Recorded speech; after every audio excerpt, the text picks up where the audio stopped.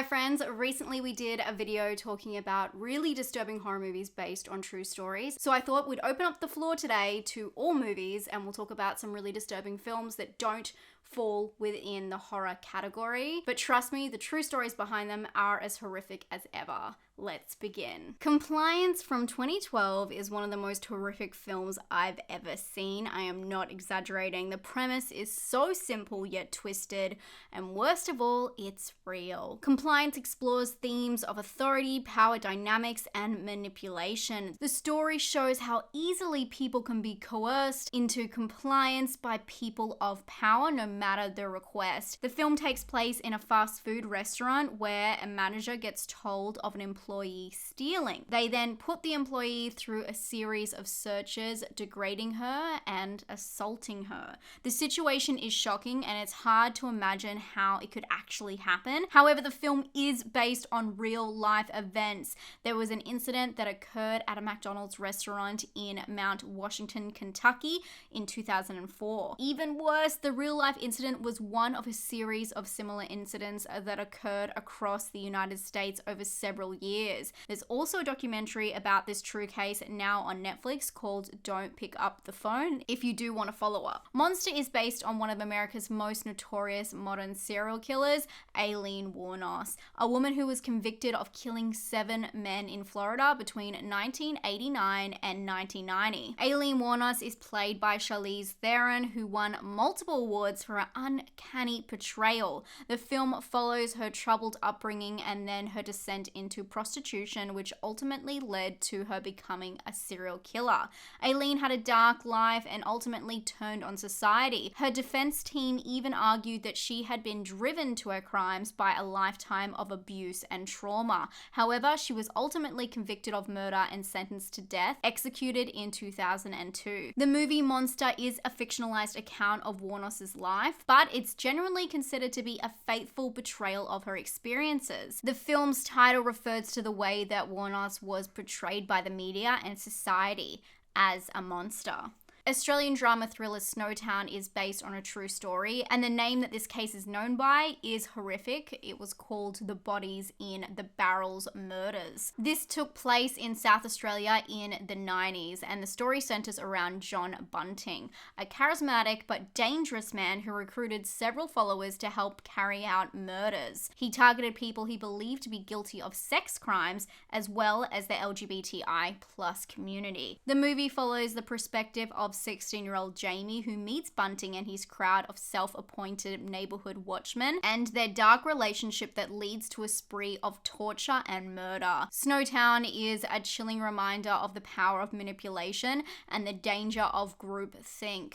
Bunting was able to convince his followers to participate in the killings by preying on their vulnerabilities and exploiting their sense of isolation and alienation. He used a combination of charisma, coercion, and intimidation to keep his followers in line, and even more disturbing is how he justified the murders. This one is interesting. Nightcrawler follows Lou Bloom, a con man who is desperate for work and muscles his way into the world of LA crime journalism. Here he blurs the line between observer and participant to get the best scoop no matter the cost. The film does draw inspiration from the real life phenomenon of Nightcrawlers, which is what the film is obviously named after. These are freelance video journalists who film crime scenes and incidents to sell the footage to news stations. Jake Gyllenhaal said, quote, "I think a lot of people watch the movie and think it's a heightened, very unrealistic version of the job. But everything that happened in the film either happens all the time or has happened sometime." The Rashbrook brothers, Austin, Howard, and Mark, are some of the biggest inspirations for his character. These are LA cameraman brothers who aren't afraid to become part of a crime scene to get the perfect shot.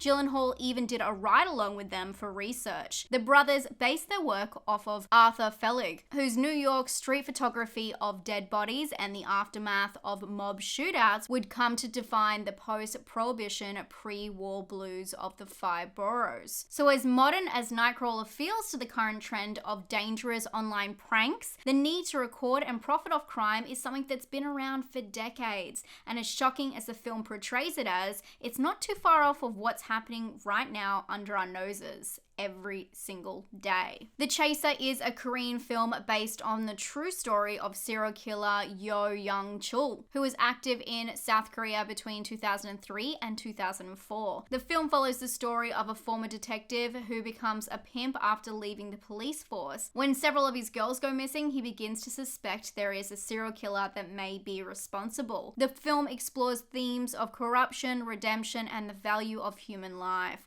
While the film takes some liberties with the story, it's largely faithful to the details of his crimes and his eventual capture. But the truth is a little bit more disturbing. Not only was he a serial killer and a sex offender, he was also a self-confessed cannibal. The film is a chilling masterpiece, and I highly recommend checking this one out. Heavenly Creatures is a disturbing yet whimsical film, but knowing the bizarre events behind it brings a new layer of darkness. The 1994 film, directed by Peter Jackson, starring Melanie Lynskey and Kate Winslet, is based off the true story of the murder of Aurora Parker in 1954 New Zealand. The film follows the relationship between two teenage girls, Pauline Parker and Juliet Holm, who become obsessed with each other and develop a fantasy world. The girls' relationship becomes obsessive, which leads to them planning the murder of Pauline's mum. The story it's based on is surrounded by speculation, but Heavenly Creatures, when remaining in reality, sticks close to the true setting and what we actually know about the real people involved. In the real-life case, the girls were arrested and convicted of murder, and their story became a notorious case that shocked the country. Really, these circumstances around the case remind me of the Slenderman stabbing in 2014. Both dark stories have reflected the motives of an imaginary world dreamt up by idle children. It's a dark reality, and Heavenly Creatures does a really good job of disturbing the viewer while transporting them into a children's perspective. Bully is a film I just adore, but it is so disturbing. This film is from 2001 and it's directed by Larry Clark. It's based on the murder of Bobby Kent, which happened in Florida in 1993. The film follows a group of teenagers who conspire to kill Bobby Kent, a former friend who has been physically and emotionally abusive towards them for years. The film explores the themes of teenage rebellion, abuse, and peer pressure, and the murder itself is depicted in graphic and disturbing detail. And the aftermath is shown as the group attempts to cover up the crime